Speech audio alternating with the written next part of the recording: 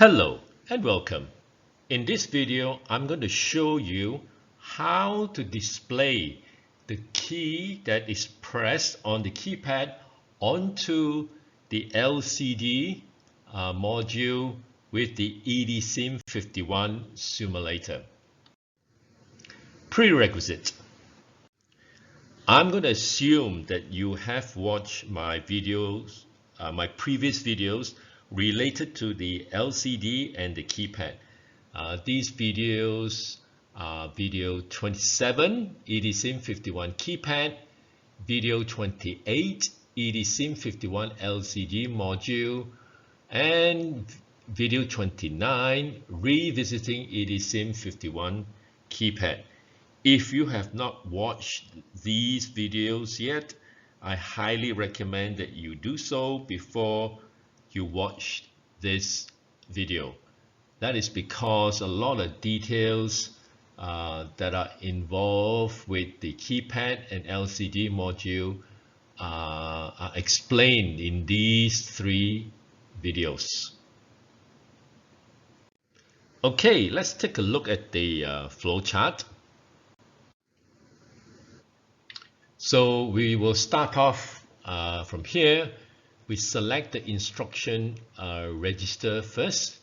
That is because we want to send the instruction code to the module to get it initialized. So the first thing is to set the function set.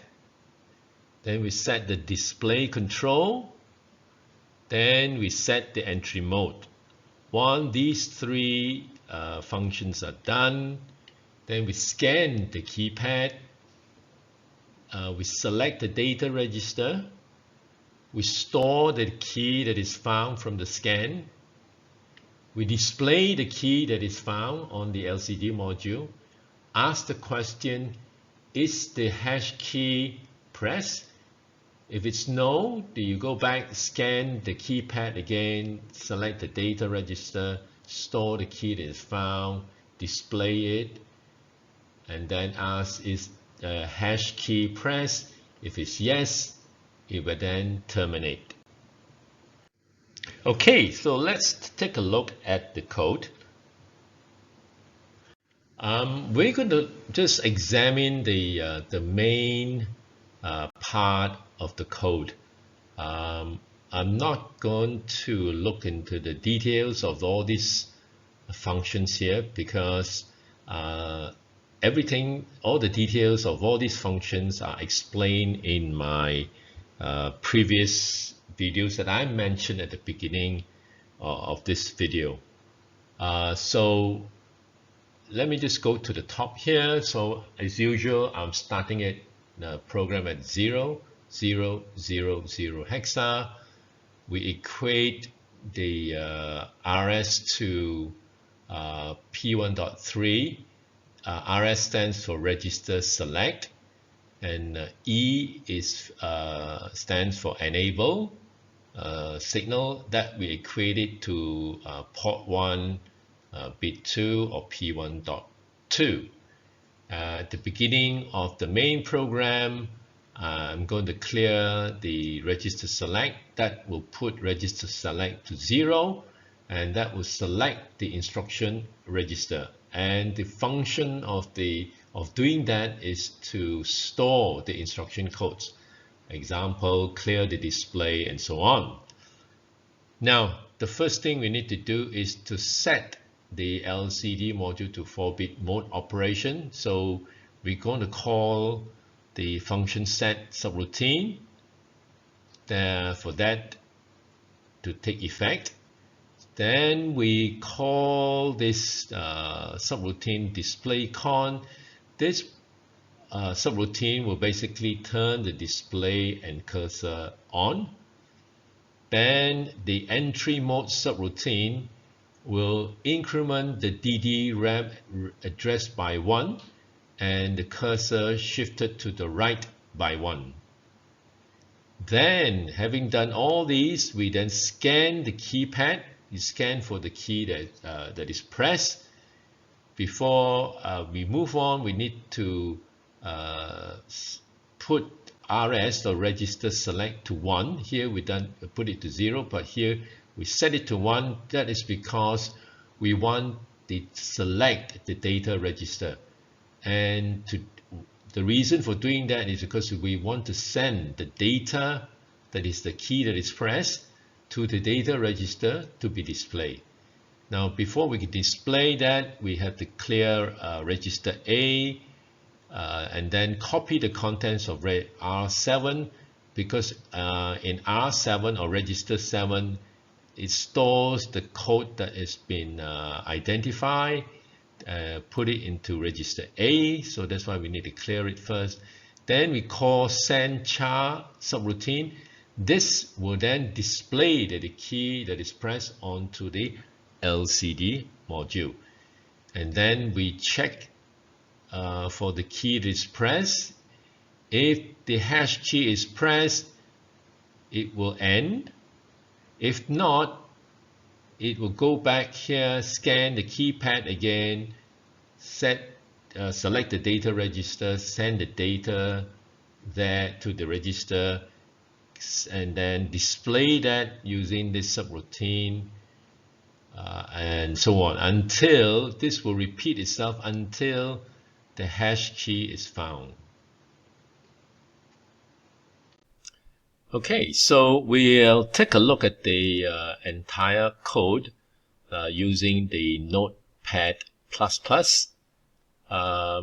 So we're starting the program at 0000 hexa.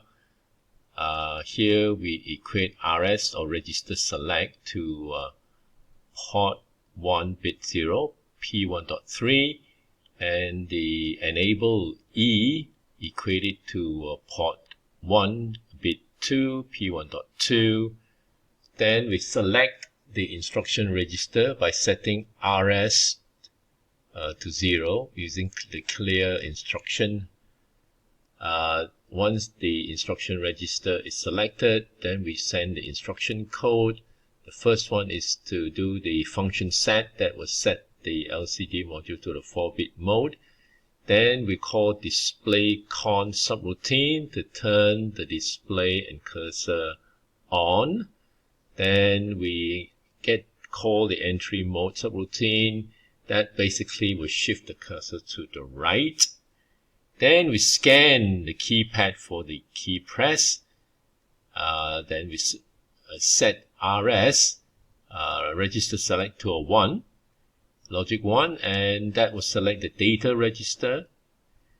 We clear the register A or the accumulator, and then send the contents of R7. The contents of R7 basically will contain the key that is found with the scan keypad subroutine.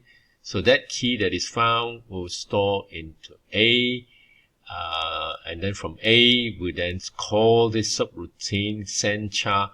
That will display the key that is pressed onto the LCD module. Then we ask the question, is the key pressed a hash key? If it's not, then we go back, scan the key again.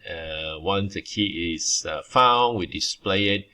We will keep doing this until we find the hash key, and basically that will stop, terminate the program. So I'm going to scroll down just to show you the subroutine, the function set, display con, entry mode, the scan keypad, the send char. So here's the function set, subroutine. Again, the details can be gotten in my previous video. Please look at them, watch them rather. Then this is the display con subroutine. Basically that will turn the cursor on and the display on. Then we have the entry mode. Basically this will shift the cursor to the right by 1. So this is the code for it. This is subroutine, and the pulse and the delay subroutines are here. That's the pulse subroutine.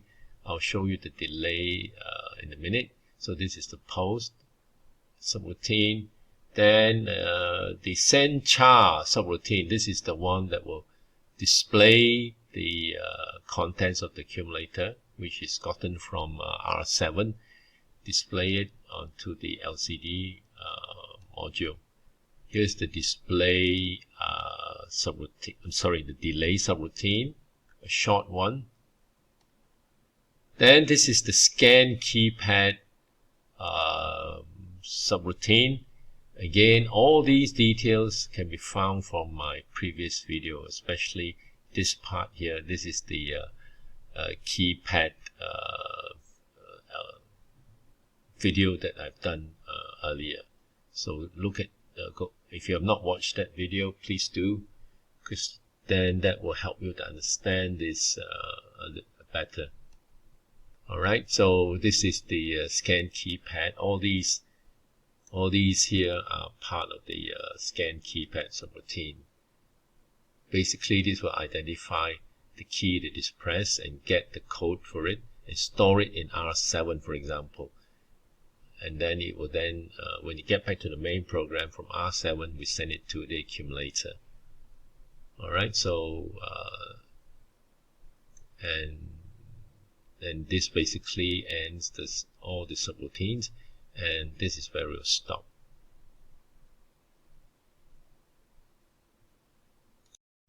Okay, so we in the EdSim51, I've uploaded the code. So let me just assemble it. Yeah, and there's no errors. So let us run this program. But before I run the program, let me just point out one thing here. Notice the update frequency. I set it to 7. I'll come back to this update frequency in a little while, maybe after the demonstration. Yeah, so let me just run the program or the code because it's already assembled. Okay, watch out for this character here. Wait for it to turn to red or blue. Then you hit one of the keys, pause for a second, release it. Go for the second key, pause for a second, release it. Same here, release it. Same here. Any keys, any random key. And then I'm going to press this hash key, because now since the hash key is pressed, that basically had terminated the program. So let me just try this key here. Yeah, nothing is happening. So that basically is a quick demonstration of the code. Now, this 7 here is not any magical figure that I plucked out anywhere. You need to maybe adjust this to your way of handling the keypad. For me, I'm most comfortable with 7 because that it gives me enough time to press this and release it so that it will then display this the key press.